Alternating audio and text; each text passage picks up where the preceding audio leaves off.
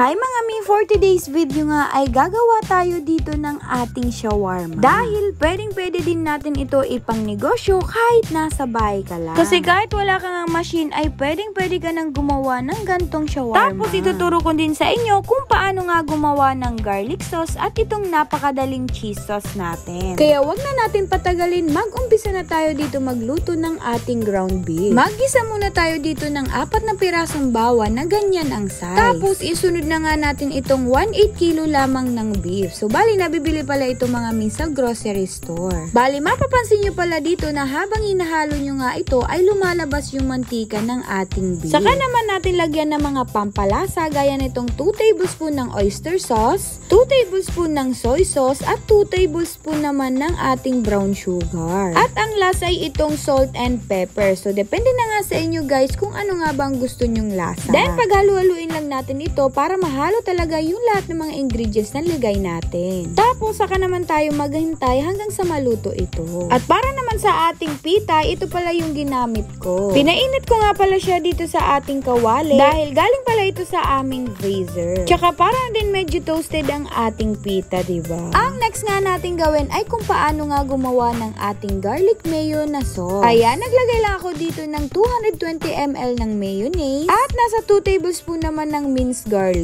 At lagyan na din natin ng 1 tablespoon ng brown sugar at 1 tablespoon naman ng suka. Then nasa sa inyo na lang ang pagtansya ng ating asin at paminta. Tapos ang last ay 1/4 cup lamang ng evaporated milk. Then paghaluin lang natin ito para mahalo talaga yung mga nailagay nating mga ingredients. At once nga okay na ay lagay na natin dito sa ating squeezer bottle. Tapos gumamit nga lang ako dito ng strainer para maalis talaga yung namuumuo niyang mga garlic. O diba, ganun nga lang kadali gumawa ng ating garlic mayo sauce. At itong next nga natin ay kung paano gumawa ng napakadaling cheese sauce. Bali, tinutuno ko lang itong cheese dip powder mix ng Enjoy sa mainit lamang na tubig. Tapos, mix lang hanggang sa makuha mo ang tamang pagkalapot niya. Then, ilagay din natin dito sa ating squeezer bottle para mas madali na lang i-sauce. So, ito na nga mga min, nakaready na nga tayong gumawa ng shawarma. Kaya hindi pwedeng mawala itong white onion natin, cucumber, kamatis, mga sauce, pita bread, at itong niluto nating beef giniling. Yung pag-assemble pala nito ay ginaya ko lang sa mga nagtitinda din ng shawarma. Inuuna muna nila yung gulay gaya nitong kamatis, pipino, at itong puting sibuyas. Tapos, ang sunod ay itong ground beef natin. Kapag kumukuha nga ako nitong beef, ay ini-spread ko naman siya ng pataas at pababa.